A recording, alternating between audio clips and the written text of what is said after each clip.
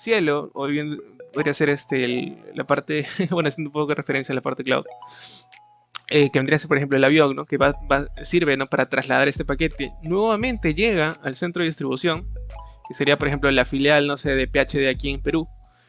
Ellos se encargan de distribuir el paquete y finalmente llega el celular que yo quería. Entonces, muy similar sucede. Cuando yo estoy en mi computadora, nuevamente con el ejemplo de YouTube, yo quiero ingresar, ¿no?, a la página de YouTube para ver mi video. Lo que hago es enviar esta solicitud de bits, ¿no?, mediante tramas. Pasan a través de mi gateway o mi router o mi modem que yo tengo en casa. Pasan a través de internet, ¿no?, que está compuesto por miles de routers, dispositivos intermediarios. Y luego, al llegar hasta el punto, ¿no?, que en este caso podría ser una computadora o un servidor donde se encuentra alojado el video, finalmente me muestra, ¿no?, me muestra lo que es el video que yo quiero ver. Entonces es sumamente sencillo, un poquito para entenderlo, cómo es que trabaja de una manera general. Luego hablamos ya un poquito técnico, no que igual no quiero ser tan técnico, pero existen formatos de cómo está compuesta esta trama de datos. De hecho existen dos de ellos, más que todos enfocados al tipo de protocolo que se va a usar. ¿Esto en qué manera? Por ejemplo, si es que la trama está compuesta por los protocolos o partes de la trama superior, o sea, que la sumatoria de estos superen los 1536 bytes, esto pues utiliza lo que es la trama tipo Ethernet 2. Y aquellos que no la superen, que sean inferiores a 1500 bytes, esto pues se utiliza el IEEE 802.3. Muy sencillo. Aquí pasamos a un término muy importante, que es fundamental también conocer cuando estamos hablando de redes, que es la MAC, ¿no?, que es el Media Access Control. La MAC es llamémoslo, es un parámetro o una dirección física. ¿Y por qué es física? Porque es, llamémoslo, palpable, entre comillas, porque todo dispositivo que se conecta a la red tiene una MAC. Es decir, por ejemplo, ya sea, por ejemplo, mi celular, mi laptop, mi televisor, incluso hasta, como mencioné, hasta mi lavadora o hasta un refrigerador que se conecta a la red, tiene una MAC. ¿Y eso por qué? Porque la tarjeta de red, o sea, en la tarjeta la cual permite que se conecte hacia la red, tiene escrito lo que es una MAC, una Media Access Control, y es por eso que le llaman también dirección física. Esta MAC está compuesta por 48 bits, como vemos aquí. Estos 48 bits se dividen en lo que es una determinación bien dada por la UI, que es una entidad que brinda cierta, o sea, llamémoslo grupos de max, o sea, de parámetro, ¿no?, de max para cierta organización, y esta de aquí ya es asignada por cada organización, obviamente, que fabrica lo que son las tarjetas de red, ¿no?, ya sean Intel, Nvidia, entre otros más, ¿no?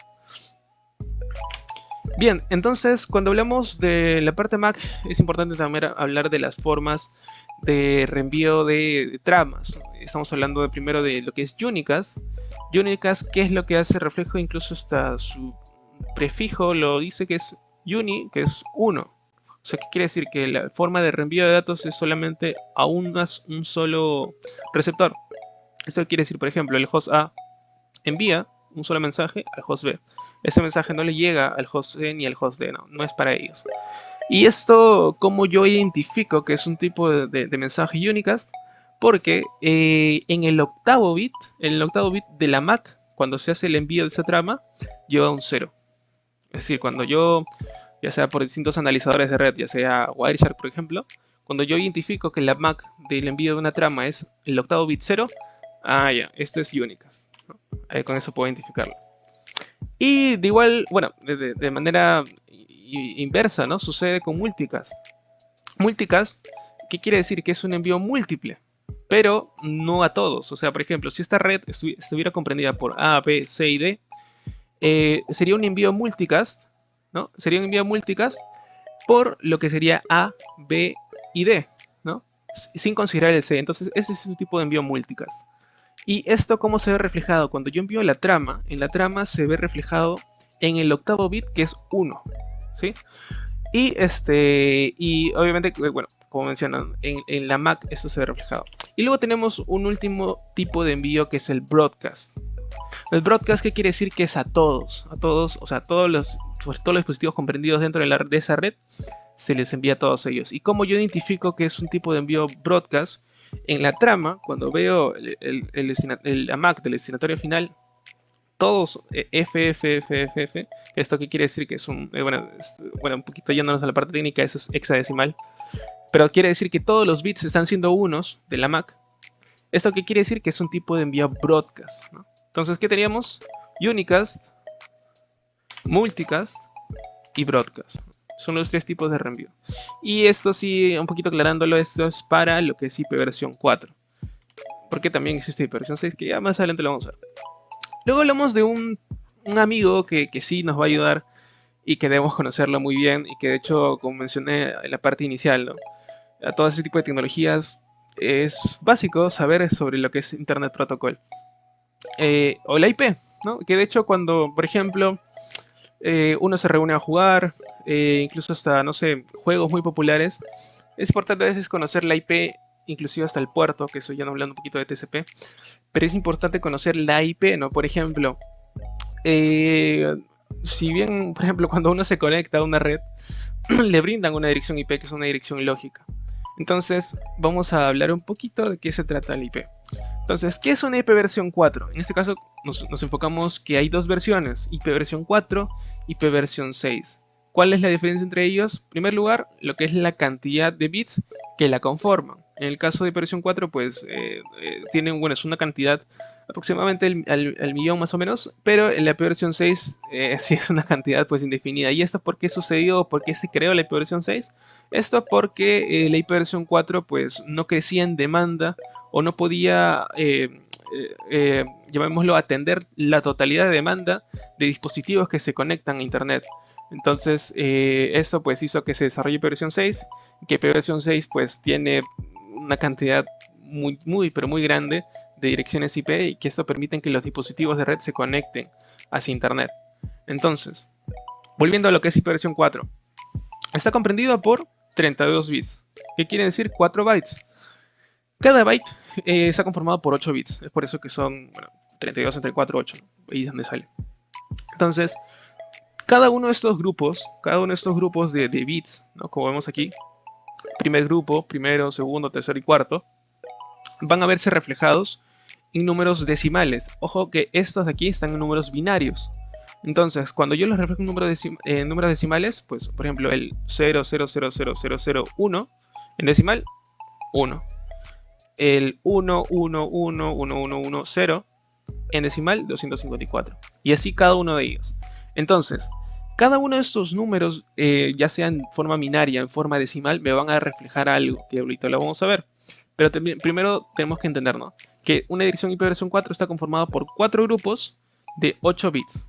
Y estos 8 bits muy comúnmente lo vemos reflejados en notaciones decimales. Que esto yo lo puedo transformar tanto de decimal a binario y de binario a decimal. Bien.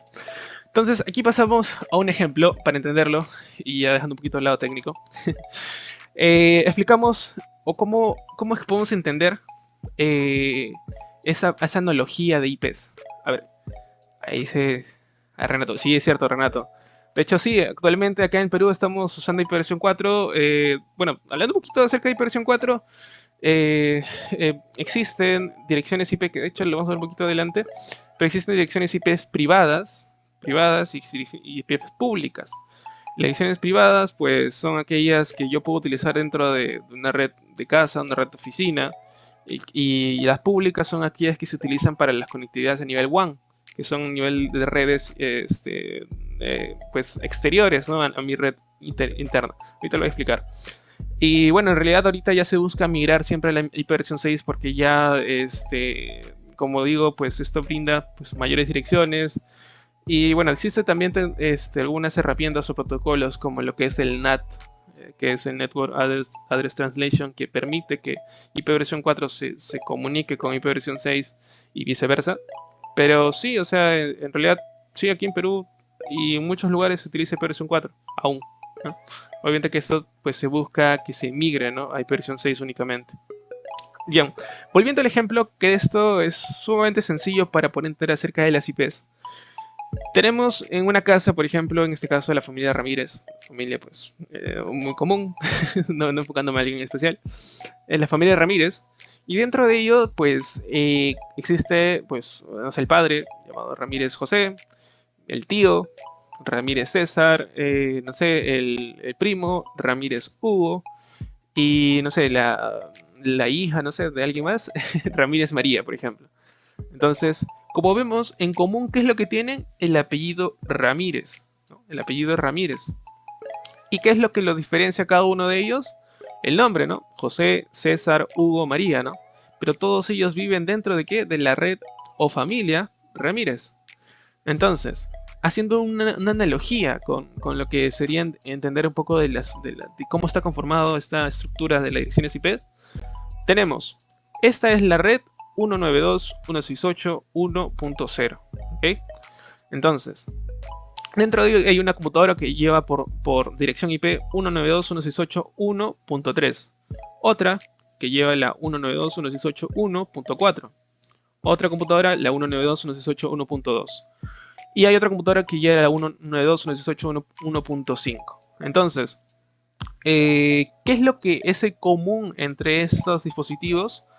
El 192.168.1, ¿no? Que vendría a ser su apellido o su red. ¿Y qué es lo que le diferencia? Su nombre, ¿no? Así como José, César, Hugo, María, que vendría a ser su host. El lado de host o el apartado de host vendría a ser este numerito de aquí. Este es como su nombre, llamémoslo, y el lado de red, o la parte del red o el apellido, vendría a ser pues justamente 192.168.1. Entonces, teniendo esta analogía, ya nos ayuda a identificar que los dispositivos que se conectan a una red y que cuentan con una IP tienen una parte de host, que es su nombre, y una parte de red, que vendría a ser lo que los diferencia y los significa que son parte de esa red, como su apellido. Entonces, pasando aquí. Direcciones comunes dentro de una red LAN. Bien es cierto, lo que es una red LAN, que es una red local, que vendría a ser mi casa, que podría ser la red en la oficina, que podría ser lo que es una red, bueno, un edificio, por ejemplo, de obviamente una sola empresa. Son las redes, llamémoslas internas, ¿no? Redes internas, que no utilizan o que o sea, no necesitan de enrutamientos y que para su comunicación más allá solamente utilizan lo que es un switch, por ejemplo. Un switch que solamente actúa en nivel de capa 2, o sea, no utiliza enrutamientos a nivel de capa 3, por ejemplo. Entonces, una red LAN, como vemos, en este caso, nuevamente hablando de lo que es el A192.168.1.1, que sería el apellido y el nombre, ¿no? De un dispositivo, 192.168.1.2, que es de otro, y el tercero, pues 192.168.1.3. Esos de aquí son direcciones de host, ¿no? De direcciones de dispositivos, que son en este caso computadoras. Luego tenemos una dirección muy importante llamada también dirección de gateway, como vemos aquí. Esta que me sirve y justamente va de la mano con el nombre, ¿no? Que recibe, gateway, que significa que es una dirección de salida o una dirección como llama también puerta de enlace o puerta, que es la que me sirve si es que yo quiero salir de mi red LAN y quiero irme hacia el exterior, ¿no? Es como que para yo poder salir de mi casa tengo que conocer cómo salir de la puerta, una cosa así. Entonces, este dispositivo, para poder salir de mi red o poder salir de su casa, que es su red LAN, tiene que conocer esta IP, ¿no? Tiene que conocerla para poder recién salir. Entonces, esa es la dirección gateway. La dirección de gateway es la que me permite poder salir hacia el exterior, hacia fuera de mi red LAN. Luego tenemos otro nombre conocido que es la dirección de red. ¿Esto qué quiere decir? Como ya vimos anteriormente, es el apellido, ¿no? Normalmente, por ejemplo, es la primera dirección no utilizable dentro del intervalo de direcciones que puedo utilizar. Entonces, de esta forma, pues yo puedo identificar, por ejemplo, existe la 192.168.1.0, hay otra red que puede llevar la 2.0, otra que puede llevar la 3.0, o sea, son distintas formas de que yo puedo identificar qué tipo de red se utiliza. Y luego tenemos la dirección broadcast. Nombrecito broadcast ya lo hemos visto, ¿no? Que se utiliza, o bueno, es un tipo de reenvío cuando yo quiero orientarme hacia todos los dispositivos dentro de una red, ¿no? Entonces, si bien es cierto, hablamos en primer lugar sobre la MAC, en este caso estamos hablando sobre la IP para la dirección broadcast. Normalmente es utilizada la última IP dentro del intervalo de direcciones que puedo utilizar. Y este intervalo ahorita lo vamos a ver de qué se trata.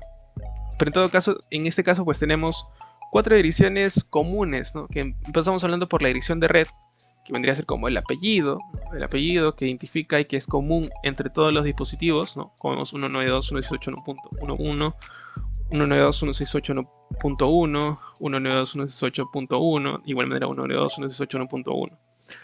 Luego la dirección broadcast, que es la última dirección posible, utilizable. Y luego tenemos lo que es la dirección de gateway, que es, como mencioné, es la dirección en la cual me permite salir de mi red. Y la dirección de host, que son los dispositivos mismos, ¿no? Lo que reciben los mismos dispositivos. Bien, aquí es donde vamos a hablar acerca de lo que son estas limitaciones o intervalos que se pueden obtener. Empezamos a hablar primero sobre clases de direcciones IP. Sí, las direcciones IP tienen clases. El cual cogí del ejemplo principal ha sido este. Normalmente es muy común utilizar direcciones de clase C. ¿Y esto qué quiere decir? De que de los... Ya teníamos, ¿no? 32 bits, ¿no? 32 bits, recuerda, tenemos 32 bits divididos en 4 grupos. De los 4 grupos, yo utilizo 3 grupos, podemos, ¿no? O sea, son 24 bits. ¿No? O sea, de los 4 grupos utilizo 3 determinados para network, que significa red, y el grupo final, ¿no? el octeto final es destinado para host. Como mencioné, o sea, red, ¿qué quiere decir? Es como el apellido. Es el apellido, o sea, todo dispositivo que esté dentro de una red con clase C, los 3 primeros grupos de bits van a ser el apellido. Y el último grupo de bits van a ser el nombre. Así vemoslo así. Luego, si es que hay una red comprendida o que ha sido pues, direccionada, ¿no? con IPs clase B, aquí se reduce un poquito, ¿no? O sea, gana más espacio el host. Esto quiere decir que el apellido va a conformar ahora solamente 2 grupos de estos bits, solo 2 grupos. Y el host va a comprender los otros 2 grupos restantes, ¿no? Es decir, acá hay como que ya una equivalencia, ¿no? Entre la cantidad de bits que yo determino para red y bits para host. Y la clase A es contraria, ¿no? A la clase C. Hay solamente un grupo para red y 3 grupos para la parte de host. Es decir, o sea, para el apellido solamente un grupito de bits. Y para lo que determina lo que es la parte de host serían en total hasta los 3 grupos restantes. Luego lo que son la clase D y clase E. La clase D se utiliza para ciertas direcciones múlticas que se utilizan, por ejemplo, en OSPF. Por ejemplo, para que son los DR routers, entre otros más. Y la clase E, que son ya experimentales. Eso sí, pues es otro tema muy aparte. Entonces, los principales que se utilizan son la clase A, clase B y clase C. Va a depender mucho del tipo de red que tú quieras implementar o que se esté implementando para determinar la clase que vas a utilizar. Lo que digo, lo más común es utilizar la clase C. Luego, aquí pasamos a algo ya interesante. Dejamos las clases y ahora nos vamos a tipos de red, disculpen, tipos de direcciones IP. En este caso vamos a hablar sobre lo que son primero direcciones, o sea, las direcciones privadas, como dije. O sea, quiere decir que, o sea, si es que yo creo mi red, ¿no? Yo creo mi red aquí en mi casa, yo no puedo utilizar cualquier dirección IP que a mí se me ocurra. ¿Y esto por qué sucede? Porque existe un rango o un intervalo de direcciones IPs que puedo utilizar si es que yo quiero determinar o hacer una red con direcciones clase A. Puedo utilizar desde el rango desde la 10.0.0.0 hasta la 10.255.255.255. Si es que yo quiero utilizar redes, o sea, direcciones para redes de clase A, solamente puedo utilizarlo dentro de este rango. Si quiero utilizar clases B para mis redes privadas, las redes que yo puedo hacer en mi casa o en una oficina, la clase B es la 172.16.00 y hasta la 172.31.255.255.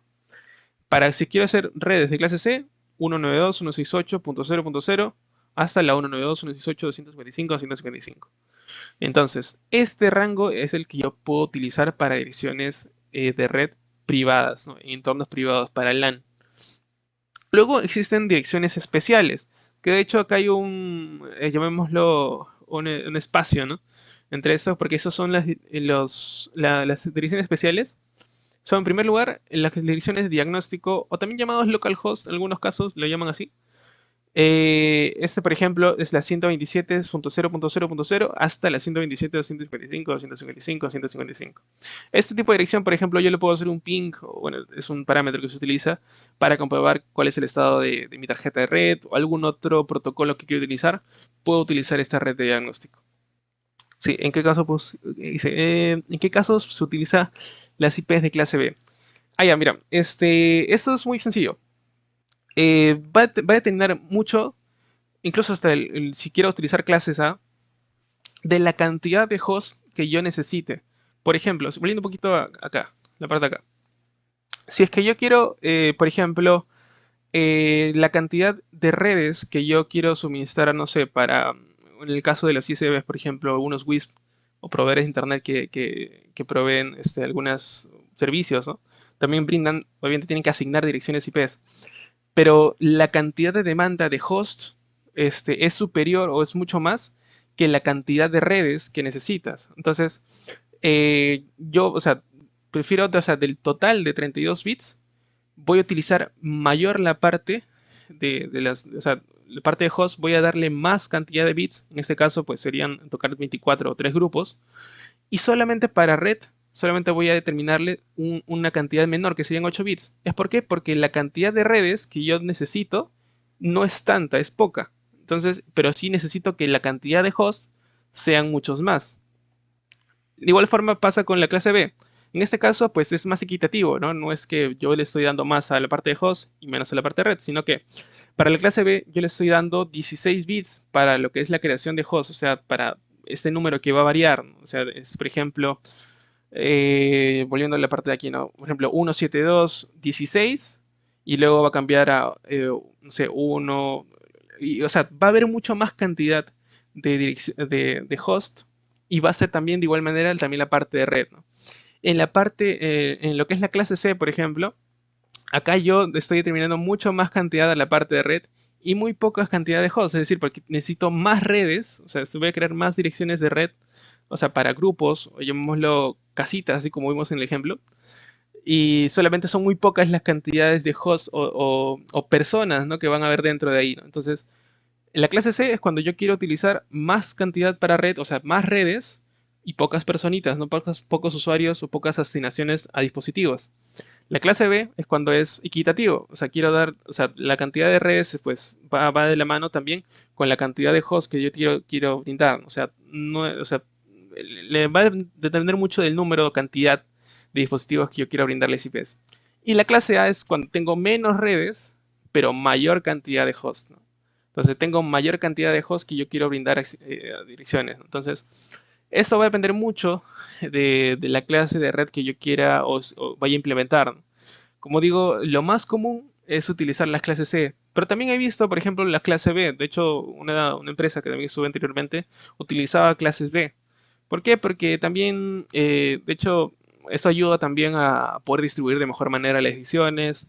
En algunos casos, pues también lo utilizan pensando en el escalamiento, ¿no? De hecho, es muy importante esto, porque muchas veces tú no sabes, por ejemplo, cuántos dispositivos se pueden llegar a crecer dentro de una red. Por ejemplo, si yo inicialmente, no sé, estimé que eran 200, pero luego la empresa crece o la red crece y son muchos más los dispositivos que puedo albergar en mi red, entonces tengo que yo estimar, ¿no? Y por eso algunos utilizan la clase B, porque piensan de que, o sea, quizás la cantidad que vaya a crecer o la cantidad de dispositivos que van a demandarse en algún momento en el tiempo, ¿no? Porque obviamente casi toda empresa crece. O sea, por eso prefieren crear la red un poco de esta manera, ¿no? Con una clase B, por ejemplo. Y como digo, lo más común incluso hasta una dirección que incluso tú puedes ver en tu celular o en tu laptop, ¿no? Incluso cuando lo revisas, normalmente el DHCP o este direccionamiento dinámico que te brinda, ¿no? El Wi-Fi es de una clase C. Es lo más común. Bien, espero con eso haber respondido. Y bien, entonces volviendo rápidamente aquí a la parte de los tipos de direcciones, como mencioné, tenemos redes privadas, ¿no? direcciones para redes privadas, que son la clase A, la clase B y la clase C. Las direcciones especiales, que vendrían a ser la dirección de diagnóstico, que es la 127.0.0.0.0, hasta la 127.255, 155, 155, que comúnmente incluso hasta ciertos software o herramientas de base de datos lo utilizan, ¿no? Para hacer lo que es el llamado localhost, por ejemplo. Luego la AnyNetwork, que esta dirección nos ayuda bastante. Por ejemplo, cuando queremos hacer enrutamientos, esto, por ejemplo, es llamada la red como que a cualquiera, una cosa así, ¿no? O sea, cuando no conoces la red hacia dónde vas a ir y quieres hacer un enrutamiento, por ejemplo, a veces de salida o a veces cuando es muy utilizada cuando queremos hacer un tratamiento, por ejemplo, estamos configurando un router, por ejemplo, o en una red y no sabemos a qué dirección apuntar, utilizamos la 0.0.0. Y esto nos ayuda a que se direccione hacia cualquier red, por eso llamado any, ¿no? Any cualquiera. Entonces, luego tenemos lo que es la dirección broadcast, que vendría a ser la 255, 255, 155, 155, que vendría a ser la totalidad de los bits, ¿no? O sea, si yo, por ejemplo, el octeto de bits, ¿no? Si a todos los pongo 1, 1, 1, 1, estos reflejados del binario hacia el decimal se representan por 255 y bueno, y el resto también, ¿no? De igual manera, 255, 155. Luego, aquí hablamos sobre otro grupo, que de hecho estos son muy importantes también. Este grupo es llamado las IPs públicas. ¿Por qué? ¿Qué es lo que pasa? Toda aquella, llamémoslo IP, ¿no? Que está fuera de estos grupos, tanto de la parte privada y de las redes especiales, son las redes IP públicas. ¿Y qué es lo que pasa con las IPs públicas? Son aquellas direcciones que se utilizan para comunicaciones a nivel WAN, ¿no? Ya no LAN, o sea, ya no dentro de mi red, dentro de mi casa, ya no. Sino cuando yo quiero salir hacia Internet, utilizo una IP pública. ¿Quién suministra esas IPs públicas? Bueno, aquí en Latinoamérica es LACNIC, ¿no? Entonces, existen entidades, ¿no? Que brindan esto y que obviamente quienes obviamente trabajan mucho con las IPs públicas son los proveedores de Internet, ¿no? Estamos hablando de Claro, Movistar, bueno, en mi país fue System Optical, y bueno, otras entidades más que brindan servicios de Internet, son ellas quienes trabajan mucho con las IPs públicas. Entonces, estas IPs públicas no las vas a ver, llamémoslas repetidas, entre comillas, por ejemplo, porque si yo ahorita, por ejemplo, en mi laptop puedo tener la 192.168.1.5, quizás alguien que está conectado también tiene igual la 192.168.1.5, pero es porque son IPs privadas, ¿no? O sea, dentro de tu red tú tienes esa y yo dentro de mi red tengo la otra red. Entonces, son distintas redes privadas, ¿no? Pero a nivel público, a nivel de conectividad WAN, son distintas, ¿no? O sea, ahí sí es la IP pública es, llamémosla única, ¿no? Y es por esto que surge esta necesidad del cambio de la IPv4 y IPv6, porque las IPs públicas son las que poco a poco se han venido agotando, ¿no? Entonces, el uso de IPv6 es lo que hoy en día, pues, llamémoslo, es la tendencia, ya que son muchísimas más las direcciones IP versión 6 que existen. De hecho, su nomenclatura, a su arquitectura es distinta. Pero eso ya va a ser un tema un poco más adelante.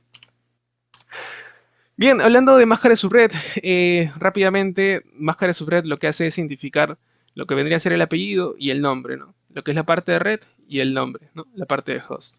Muy sencillo. Luego aquí hablamos sobre un protocolo. De hecho, vamos a avanzar un poquito rápido con esto. Hay un protocolo llamado ICMP, que quizás algunos que estén orientados a la parte de redes lo conocen. Inclusive algunos que no tanto, pero lo utilizan para ver si es que tienen conectividad a internet o no. Bueno, que lo utilizan llamando a esta herramienta llamada ping, ¿no? Ping, que es cuando tú abres lo que es la consola, o disculpen, lo que es el CMD, ¿no? La línea de comandos. Esta de aquí te permite pues poner ciertos parámetros y uno de ellos es ping, ¿no? Que quiere decir que es como que haces una llamada, ¿no? Hacia una dirección IP específica. Entonces, ¿esto de qué me sirve? Es para saber si es que yo tengo conectividad hacia ese IP.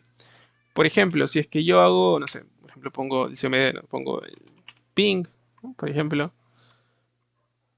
No sé, por ejemplo el DNS, ¿no? De Google, por ejemplo.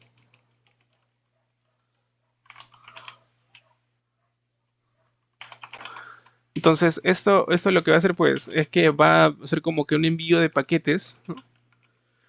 Hacia lo que es el DNS de Google, que es la 8.8.8.8, y lo que hace es mostrarme cuál es el estado o cuál es la respuesta que yo tengo hacia el envío de paquetes que estoy realizando con el ping, ¿no?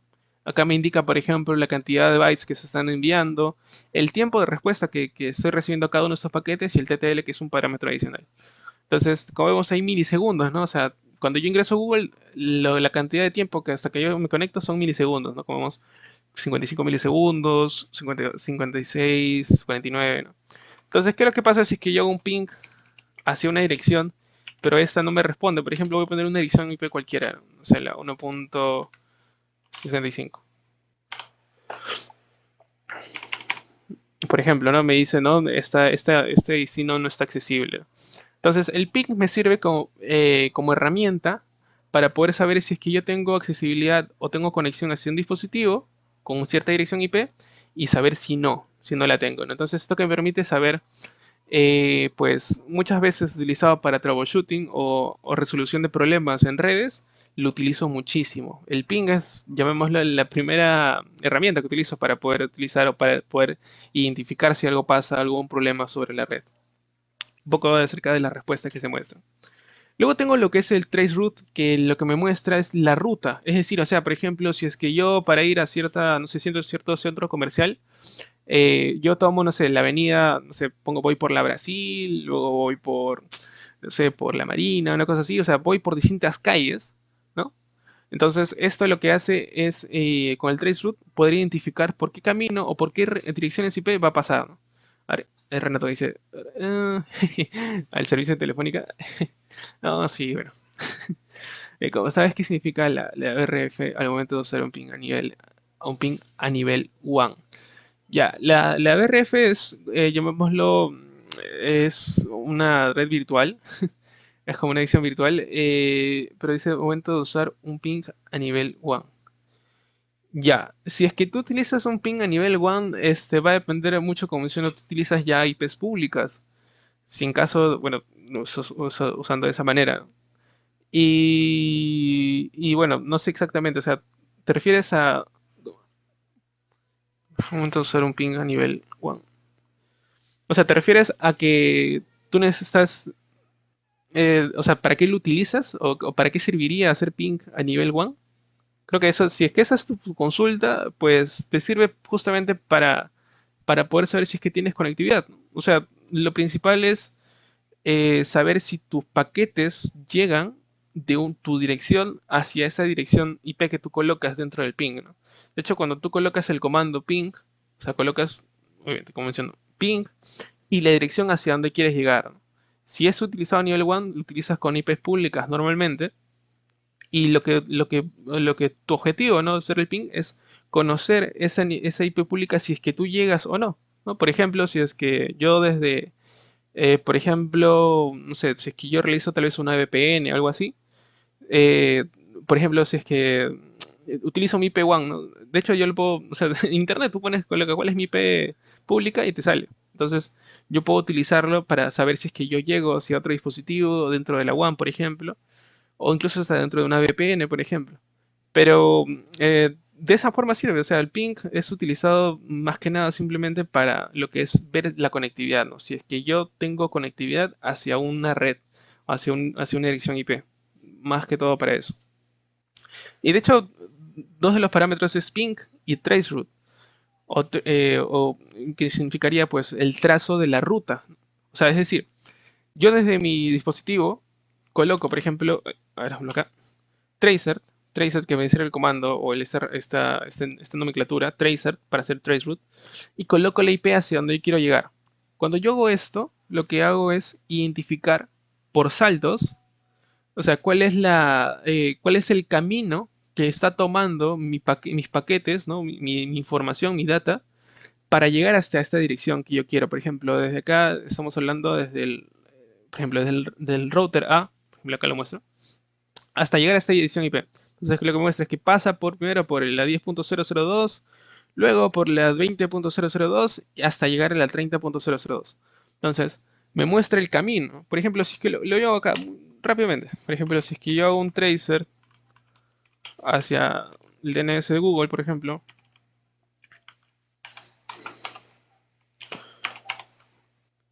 siempre toma unos cuantos segundos. Y lo que va a hacer es mostrarme, ¿no? Lo que es las direcciones por donde pasa. Y también añadido a ello, pues, llamémoslo, am, la cantidad de tiempo de estos paquetes, ¿no? En que me da respuesta. Por ejemplo, la primera ruta que toma es mi, pues mi router, ¿no? En mi modem que yo tengo. Que sería que es mi gateway, que de hecho ese es el gateway. 1.2.168.1.1, ¿no? Y de hecho, pues los tres paquetes que se envían, pues tienen un tiempo de respuesta de 1 milisegundo porque están prácticamente físicamente conectados. Entonces, por eso es muy rápido. Luego de ello sigue la 100.12.001, que entendería que esa es la pública que tengo. Y luego, pues va a haber otra respuesta de otro dispositivo. ¿Ves? Luego pasa la 10.248, 16.109. Luego pase hacia otra dirección. O sea, puede ser otro dispositivo, puede ser otro router. Pasa a la 10.251.32.129. Aquí pasa. Aquí, por ejemplo, iba a ir por una ruta y luego la derivó hacia otra. Acá iba a ir la 10.111.9.5, 84, 16, 11, 186. Sí, o sea, sigue mostrando. De hecho, o sea, inclusive, ¿no? O sea, el llegar hacia Google, por ejemplo, cuando yo quiero ingresar al navegador, o sea, mire por tantas direcciones que pasa, y lo hace en cuestiones de milisegundos, ¿no? O sea, muy rápidamente. Pero por todas estas direcciones lógicas que pasa. Hasta llegar, mira, da hasta 12 saltos aproximadamente hasta llegar a la DNS de Google, por ejemplo.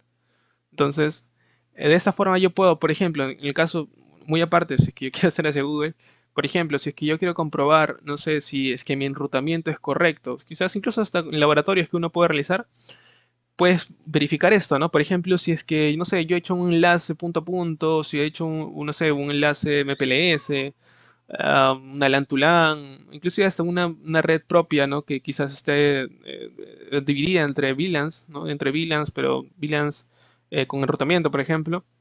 Yo puedo verificar si es que tiene conectividad o no sale a internet. Y si no la tiene, puedo verificar en dónde se quedan los paquetes, ¿no? Para verificar en qué partes que se encuentran. Y con eso, pues, identificar, ¿no? Y obviamente, pues, tomar acciones sobre eso, ¿no? Entonces, tanto Ping y Tracet me sirven para la resolución de problemas o resolución de problemas en la red. Luego tenemos ARP. ARP es también un protocolo ya enfocado en la parte de capa 2, que de hecho nos ayuda mucho en la parte de las Mac, ¿no? Este es un protocolo muy utilizado, de hecho se utiliza de manera a veces automática cuando un dispositivo se conecta dentro de una red, ¿no? O sea, cuando se conecta dentro de una red, lo que hace es enviar un paquete ARP, que es Address Resolution Protocol, y lo que hace es que la Mac quede registrada dentro del dispositivo intermedio, que vendría a ser en este caso un router o un modem, y lo que hace es generar una tabla llamémoslo, de Macs, ¿no? De Macs que se han conectado a la red, ¿no? ¿Con qué objetivo? De que a la Mac, ¿no? que se ha conectado, llamémoslo, le asigna un IP. Dice, ya, esta Mac tiene este IP. Entonces, esta Mac tiene este IP. Entonces, ¿esto de qué me sirve? Que yo pues establezca una conexión y una comunicación a nivel de capa 2, que es MAC, y a nivel de capa 3 con la IP. Muy sencillo. Bueno, este es un poco hablando sobre el proceso de búsqueda, proceso de respuesta y otros procesos adicionales, como es la parte de aquí. Bueno, ahí como lo vemos. Luego ya casi ya por la parte final, hablamos sobre la capa de transporte. De hecho, aquí hablamos sobre dos protocolos muy importantes. Estamos hablando de TCP y UDP. TCP, Transmission Control Protocol, y UDP, User Datagram Protocol. De hecho, esto lo utilizamos todos los días, solo que quizás no nos damos cuenta. TCP es el protocolo utilizado para las conexiones seguras. Parte de ello de los protocolos de capa 7 o capa de aplicación, también llamado, que lo utilizan a TCP es FTP, que es para la transferencia de archivos, HTTP, que es para lo que es la conectividad a las páginas web, o HTTPS inclusive, ¿no? Que también bueno, le añaden un socket seguro. Telnet, que es un tipo de conexión remoto, y SMTP también de igual manera, ¿no? Entonces, son distintos protocolos de capa 7 en la capa de aplicación que utilizan TCP. ¿Y qué es lo que lo hace, pues, distinguirse, ¿no? O sea, su característica principal es la conexión segura. ¿Por qué? Porque TCP lo que hace es primero establecer una conexión, como vemos aquí, establecer una conexión, y luego de eso utiliza lo que es el envío de los datos, ¿no? O sea, primero hace una conexión y luego envía lo que son los datos. Luego de eso, pues hablamos sobre UDP. La gran diferencia entre UDP y TCP es de que, como mencioné, TCP utiliza lo que es primero una conexión y lo envía datos. UDP no lo hace.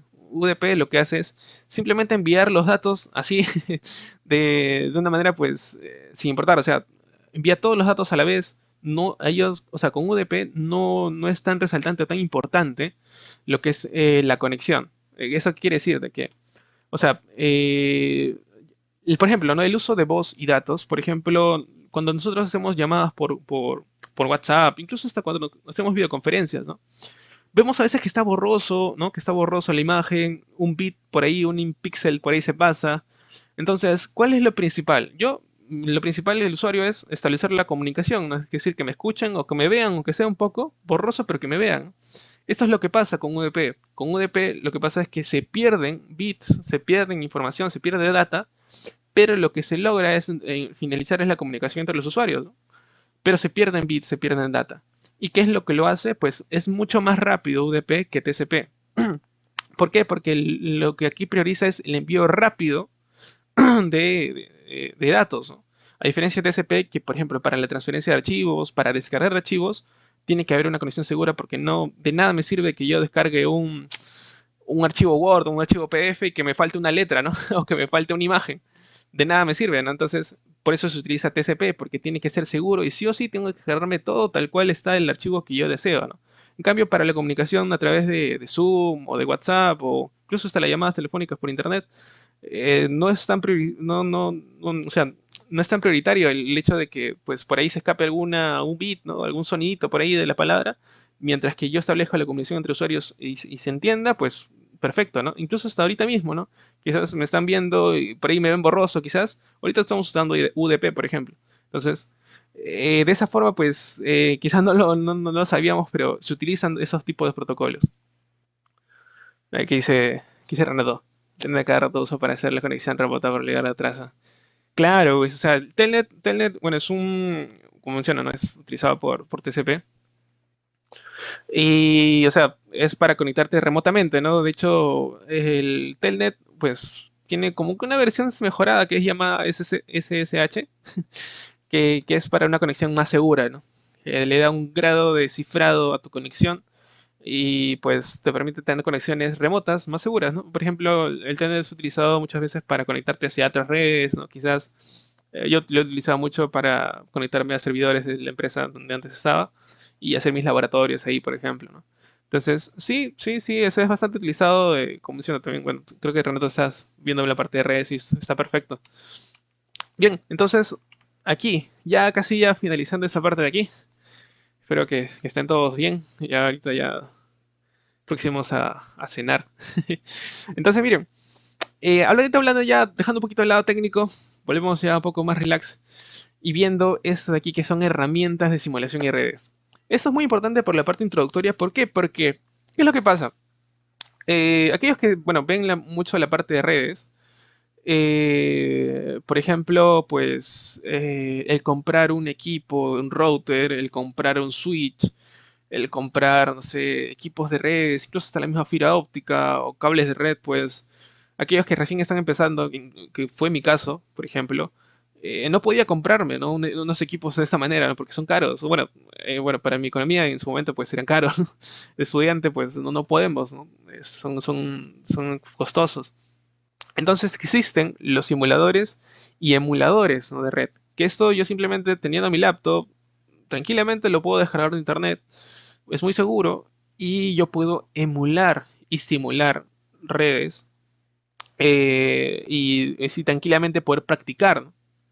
Entonces, tenemos aquí 4 de ellos, hay muchos más, pero yo, bueno, en mi experiencia yo los he utilizado estos aquí. Tenemos Cisco Packet Tracer, que creo yo que todo aquel que esté viendo la parte de redes lo conoce. incluso está, bueno, mi señora que también ve, bueno, ella es más orientada a la parte de programación, pero también ha visto Cisco Packet Tracer. Es muy común verlo. Y de hecho sí, es una de las herramientas muy esenciales que al momento de uno poder iniciar en redes lo conoce.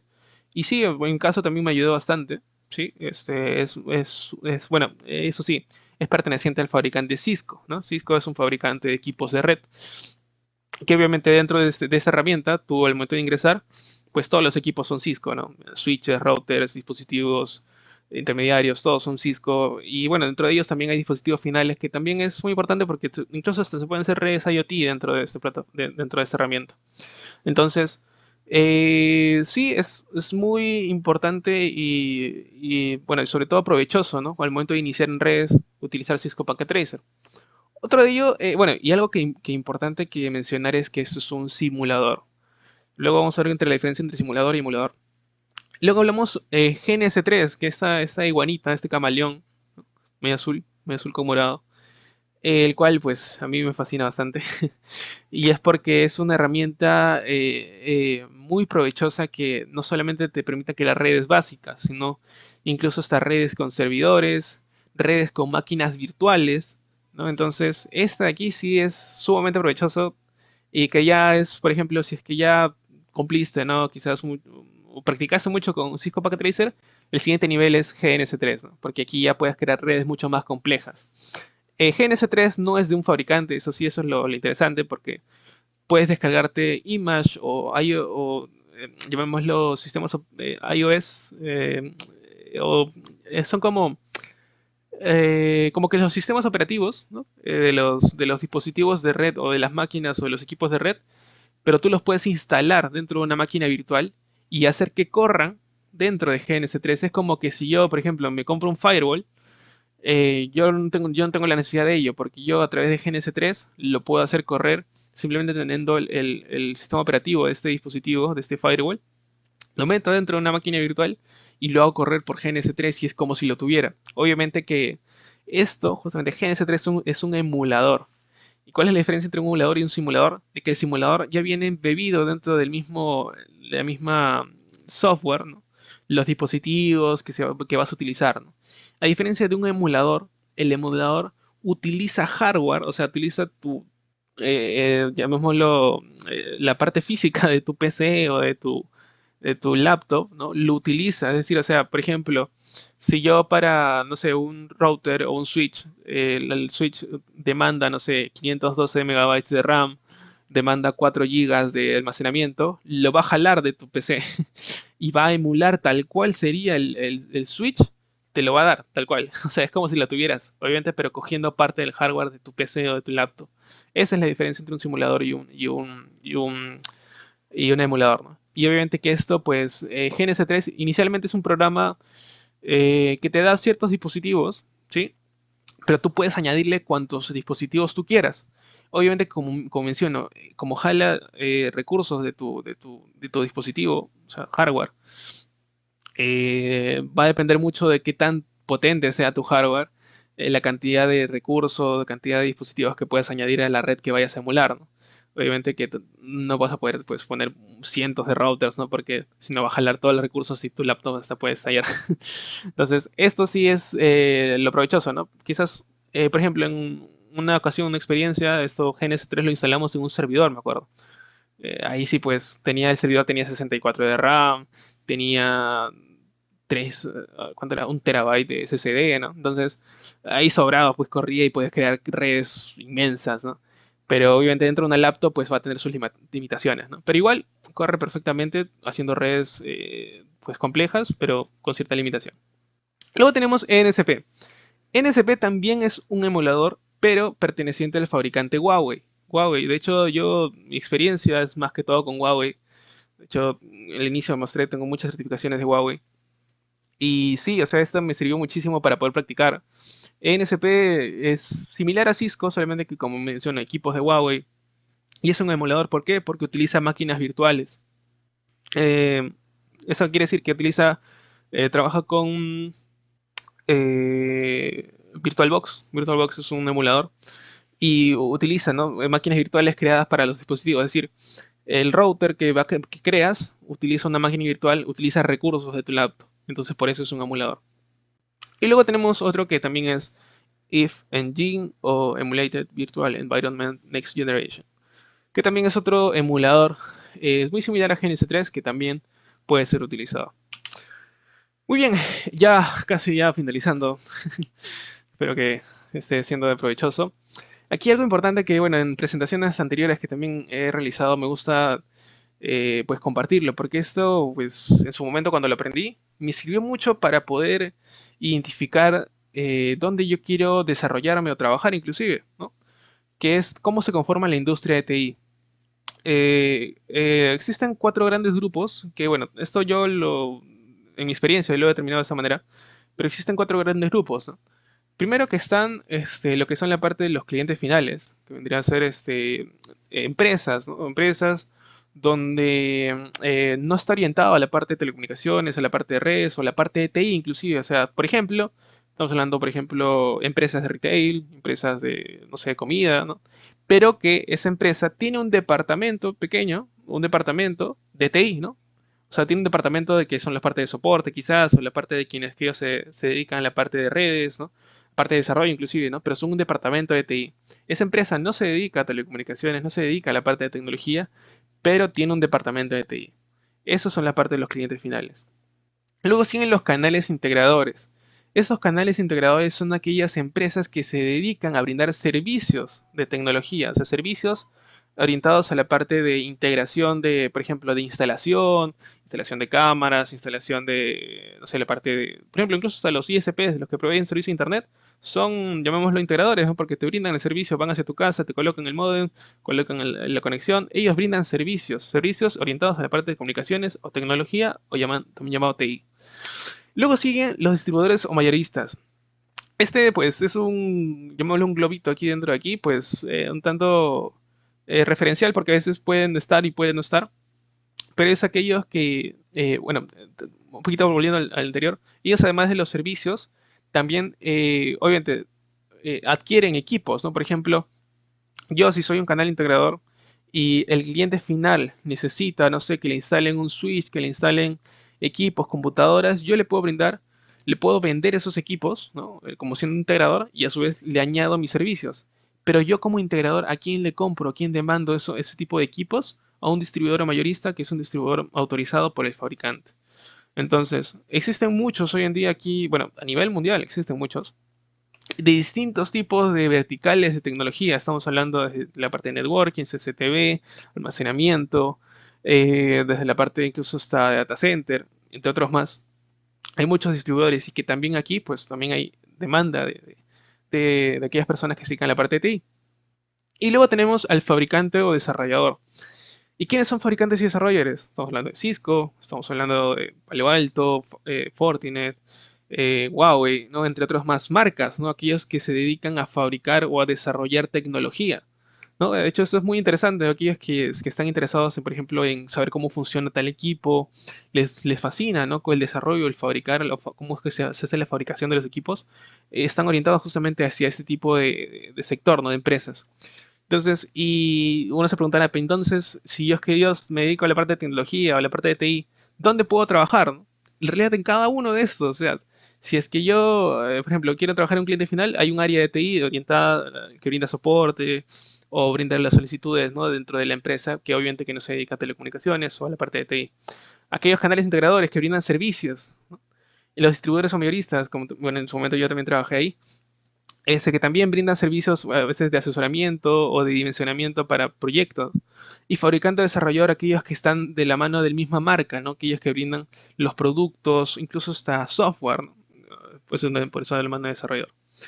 Bien, entonces, ya casi finalizando, ¿por dónde empezar? Es muy sencillo. Aquellos que estén iniciando o inclusive pues, estén interesados en la parte de redes, hay certificaciones gratuitas.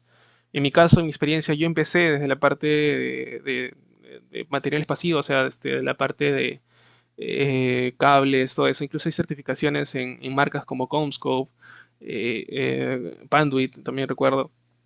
O sea, son certificaciones gratuitas que de cierta manera te van posicionando en el mercado laboral y que uno, pues, en mi caso, cuando yo empecé, estaba estudiando, me ayudaron mucho a poder conseguir ciertos trabajos que hoy en día, pues, agradezco porque me dieron cierta experiencia. Y luego, pues, lo segundo más importante es también la parte de obtener un hábito de autoaprendizaje. Hoy en día, pues, existe el Internet, que es una herramienta fundamental para poder aprender. Si es que, o sea, si utilizas de la manera correcta, créeme que puedes incluso hasta aprender mucho más que en la universidad, sinceramente. Y luego de ello, pues, ser constante con el estudio. Ponerte metas, ponerte horarios, ponerte, pues, objetivos, ¿no? Porque sinceramente, en mi caso, yo sí reconozco que uno tiene que aprovechar mucho el tiempo, ¿no? Mucho el tiempo que se le puede dar. Entiendo que también pues hay distracciones y todo ello, pero es muy importante esto porque esto muchas veces repercute en el futuro y en las oportunidades que puedas obtener. Porque quizás sale una oportunidad, pero porque no conocías algo, porque no lo practicaste antes, se te puede ir. Entonces es muy importante ser constante con el estudio. Organizar tiempos va de la mano con esto, como menciono, no solamente es dedicar al estudio, sino también pues a los juegos o a distracciones, pero obviamente organizarte de manera correcta. Y lo más importante, pues disfrutar lo que estudias, ¿no? Disfrutarlo pues de la mejor manera, porque como dicen, ¿no? Aquella persona que disfruta su trabajo no trabaja, porque lo disfrutas, o sea, si es que llegas a disfrutar el trabajo, no trabajas, ¿no? O sea, de esa manera pues es una lógica. Bien, entonces yo por finalizado este webinar, espero que haya sido del agrado de todos. Y bueno, muchas gracias aquí a los presentes. Bueno, agradezco, ¿no?, a los viewers que están ahorita conectados. Y bueno, comentarles ya por la parte final, pues que se vienen muchos más webinars. De hecho, esperamos que nos sigan. De hecho, también planeamos realizar, bueno, ciertos cursos, bootcamps gratuitos para poder apoyar y, como menciono, para brindar estos conocimientos que en realidad a nosotros nos importa mucho poder compartirles. Bien, agradecerles por aquí, un saludo. Y bueno, que tengan muy buenas noches, nos estamos viendo y que tengan un gran fin de semana. Un gusto, nos vemos.